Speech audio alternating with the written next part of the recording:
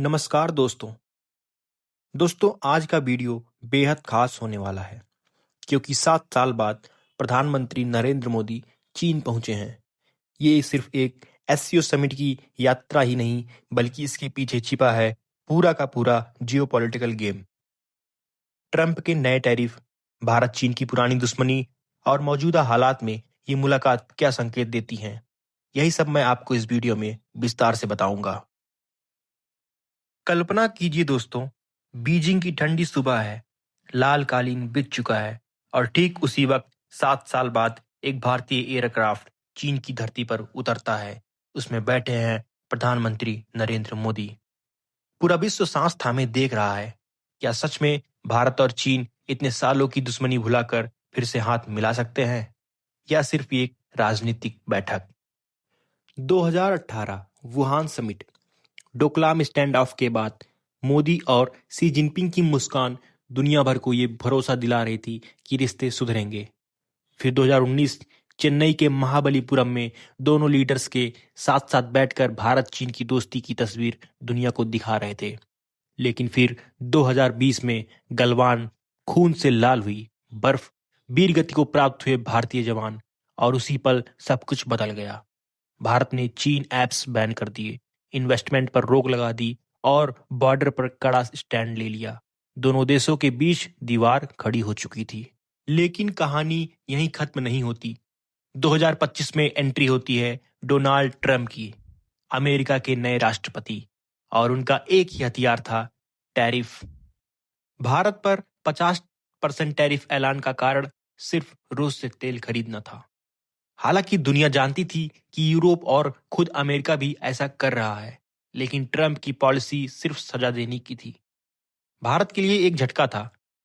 अब सिर्फ western countries पर निर्भर रहना रिस्की हो गया।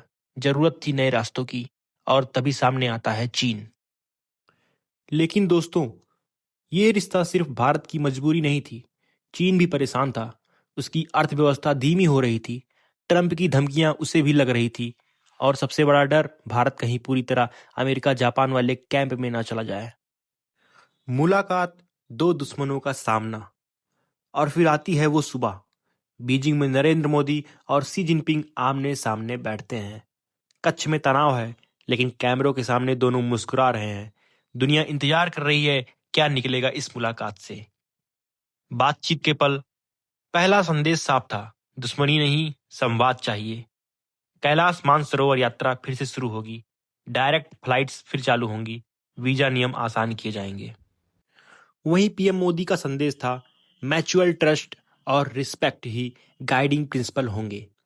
लद्दाख में डिसंगेजमेंट बढ़ाया जाएगा, बॉर्डर हॉटलाइंस मजबूत की जाएंगी, और इसी के साथ भारत का गुस्सा, ट्रेड डेफिसिट बहुत बड़ा है।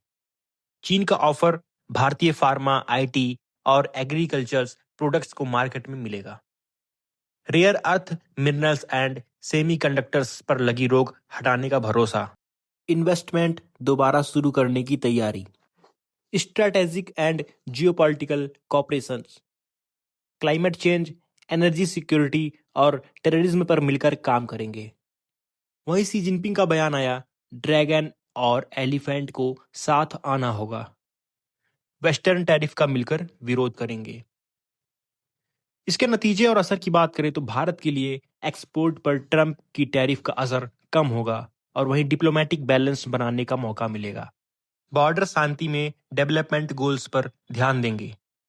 चीन के लिए भारत का विशाल मार्केट, रीजनेबल स्टेबलाइजर की इमेज, एससीओ समिट की सफलता, और एशिया के लिए मैसेज साफ है, एशियन पावर्स अपनी समस्या खुद सुलझा सकते हैं, वेस्ट की जरूरत नहीं है।